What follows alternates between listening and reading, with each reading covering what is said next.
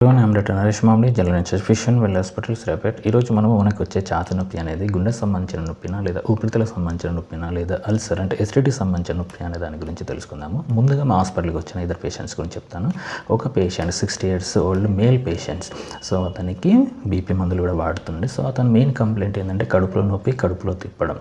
So అతనికి BP ఉంది కాబట్టి ఒకసారి ఈసీజీ చేసి చూద్దామని చూసి సో ఈసీజీలో మనకి చేంజెస్ కనిపించినాయి. సో అతన్ని యాంజియోగ్రామ్ అడ్వైజ్ చేస్తాం. అలాగనే ఇంకొక పేషెంట్ యంగ్ పేషెంట్ 30 years మాత్రమే. సో అతనికి కూడా కడుపుపై నొప్పి, సో వాంతిలాగా అనిపించడం. సో అతనికి కూడా ఈసీజీ ఎక్స్రే చేసాం. సో ఎక్స్రేలో మనకి 2 ఊపిరితిత్తుల్లో వాటర్ రావడం, అలా ఈసీలో చేంజెస్ ఉండడం వల్ల 2Dకి పంపించడం వల్ల మనకి గుండె బలహీనంగా ఉందని రావడం అనేది జరిగింది. సో యంగ్ 22 years పేషెంట్స్కి ఇలా జరగడం అంటే కొంచెం షాక్ లాగా అనిపించింది. సో కాబట్టి మనం కోవిడ్ తర్వాత కొంతమంది అంటే సడన్గా కొలాప్స్ అవ్వడం, చనిపోవడం అనేది జరుగుతుంది. కాబట్టి మనకు కడుపు నొప్పి కానీ లేదా ఛాతీ నొప్పి వచ్చినప్పుడు ఇంటి దగ్గర మందులు వాడడం కంటే దగ్గర ఉన్న హాస్పిటల్స్కి వచ్చి ఎవాల్యుయేట్ చేసుకోవడం అనేది ఇంపార్టెంట్. ఇప్పుడు ఛాతీ నొప్పి అంటే గుండె సంబంధించిన నొప్పి అనేది ఛాతీ నొప్పి ఎలా ఉంటుందని తెలుసుకుంటే, సో ఎడమవైపు నొప్పి రావడం, అది బరువుగా అనిపించడం, ఛాతీ పట్టేసినట్టు అనిపించడం, ఒక దగ్గర మనకి పెయిన్ లాగా అనిపించకపోవడం, ఆ నొప్పి అనేది దవడ కింది భాగానికి రావడం, షోల్డర్కి అంటే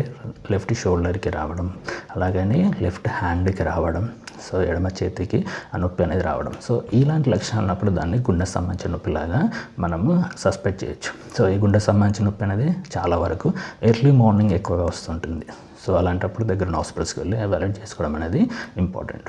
అలాగనే ఊపిరితిత్తులకు చెందిన సమస్య అనేది మనకి ఛాతీ నొప్పి అనేది సూదులతో గుచ్చినట్టు అనిపించడం, సో దాంతోపాటు దగ్గు ఉండడం, నడిచినప్పుడు ఆయాసం రావడం అనేది ఊపిరితిత్తుల సమస్యను సస్పెక్ట్ చేయొచ్చు. అలాగనే ఎసిడిటీ అంటే అల్సర్ నొప్పి, కడుపు పైభాగంలో నొప్పి రావడం, సో ఛాతీ మొత్తం మంటలాగా అనిపించడం, సో మన ఫార్వర్డ్ బెండింగ్ అంటే ముందు కొంగినప్పుడు గొంతులో మంట రావడం, సో నాసియా ఫీలింగ్ అంటే వాంతి వచ్చినట్టు అనిపించడం అనేది మనకి ఎసిడిటీ లాగా మనకు సస్పెక్ట్ చేయొచ్చు. సో మనకి అలాగనే ఆయాసం కూడా, మన గుండె సంబంధించిన ఆయాసం అనేది మనం పడుకున్నప్పుడు ఎక్కువగా అవుతుంటుంది. సో అలాగనే మనకి నిద్రలో ఆయాసం వచ్చేసి సడన్గా లేవడం, సో ఇలాంటి లక్షణాలు, అలాగనే కాళ్ళ వాపులు ఉన్నప్పుడు కూడా మనం గుండె సంబంధించిన సమస్యగా చెప్పవచ్చు. అలాగే ఊపిరితిత్తులకు సంబంధించిన ఆయాసం అనేది నడుస్తున్నప్పుడు ఎక్కువ అవుతుంది, కాఫ్ ఎక్కువ వస్తుంది, అలాగే ఛాతీలో సూదితో కూర్చున్న నొప్పి ఉంటుంది. సో ఇవి ఊపిరితిత్తుల సమస్య కావచ్చు.